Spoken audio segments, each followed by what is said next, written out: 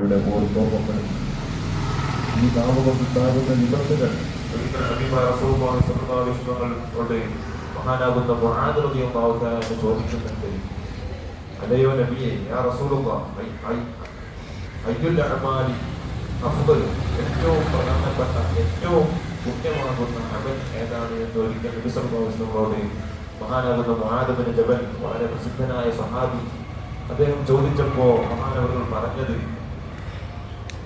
Muadh bin ജബൽ റളിയല്ലാഹു തആല അൻഹുവിനെയാണ് യമനിലേക്ക് ഇൽമിന്റെ പ്രചരണത്തിന് വേണ്ടിയിട്ട് അയച്ചത്. എത്രയോ തിരഞ്ഞെടുക്കപ്പെട്ട സ്വഹാബികളിൽപ്പെട്ട സ്വഹാബിയാണ് അദ്ദേഹം ഒരിക്കൽ ഇങ്ങനെ ചോദിച്ച സന്ദർഭത്തിൽ നബി സല്ലല്ലാഹു അലൈഹി വസല്ലം മറുപടി പറഞ്ഞിരിക്കുകയല്ല. നബി തങ്ങൾ നാവ് നീട്ടിയിട്ട് അത് കാണിച്ചു കൊടുത്തുകൊണ്ടാണ് അതിന് മറുപടി പറയുന്നത്. എന്നാണ് ആ ഹദീസിൽ നമുക്ക് കാണാം. ആ സമയത്ത് നബി സല്ലല്ലാഹു അലൈഹി വസല്ലം നാവ് നീട്ടിയിട്ട് അതിന്മേൽ വെച്ച് കാണിച്ചു കൊടുത്തു എന്ന് മഹാനാകുന്ന മുആദ് റളിയല്ലാഹു തആല പറയുക. അപ്പം അത്രത്തോളം പ്രധാനമുള്ള അയ്യുൽ അഅമാൽ, ഏത് അമലാണ് ഏറ്റവും പ്രധാനപ്പെട്ടത് എന്നാണ് ചോദിച്ചത്. കാരണം ഏറ്റവും നല്ല പ്രവൃത്തി അത് നാവ് കൊണ്ടുള്ളതാണ്. എന്നാൽ അതേപോലെ ഏറ്റവും സൂക്ഷിക്കേണ്ടതും നാവ് തന്നെയാണ്. രണ്ട് മറുപടി കൂടിയാണ് അതിൽ ഉൾക്കൊള്ളുന്നത്. ഇതിനെ വിശദീകരിച്ചുകൊണ്ട് ഒരുപാട് പണ്ഡിതന്മാർ വിശദീകരിക്കുന്നു.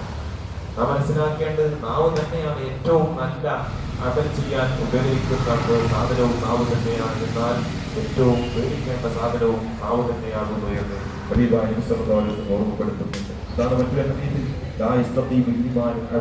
ഒരു അബദിന്റെ ഒരു അടിമയുടെ ഈമാൻ ഒരിക്കലും നേരെയാവുകയില്ല. നേരാകുന്നതിന് എന്നാൽ കൽബിനെ കുറിച്ച് പറയുന്നത് നാവ് നേരെയാവുന്നത് വരെ അവരുടെ കൽബും നേരെയാവുകയില്ല എന്ന് ഹബീബായ നബി സല്ലല്ലാഹു അലൈഹി വസല്ലം ഓർമ്മപ്പെടുത്തുന്നത്.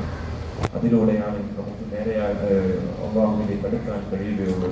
അല്ലാഹു സുബ്ഹാനഹു വ തആല തൗഫീഖ് നൽകുമാറാകട്ടെ. നമ്മുടെ ഈമാൻ അല്ലാഹുവും എല്ലാം നേരെയാക്കി ഏറ്റവും നല്ല നിലക്ക് ഉയർത്തി അതൊക്കെ പൂർണ്ണമാകുന്ന രൂപത്തിൽ നമുക്ക് ജീവിക്കുവാനും അതോടുകൂടെ തന്നെ മഹിമപ്പെടുവാനും അത് തൗഫീഖുള്ളാഹു നമുക്ക് അനുഗ്രഹിക്കുമാറാകട്ടെ. നമ്മുടെ ജീവിതത്തിൽ നമുക്ക് ബറക്കത്ത് നൽകി അനുഗ്രഹിക്കുമാറാകട്ടെ. ഹബീബായ നബി സല്ലല്ലാഹു അലൈഹി വസല്ലം മഹബ്ബത്ത് നമ്മുടെ മനസ്സിൽ എപ്പോഴും അനുഗ്രഹിക്കുമാറാകട്ടെ. നമ്മളിൽ മരണപ്പെട്ടു പോയവർക്ക് മഹ്ഫറത്ത് കൊണ്ട് ബറക്കത്ത് കൊണ്ട് അനുഗ്രഹിക്കട്ടെ. ആമീൻ. അസ്സലാമു അലൈക്കും.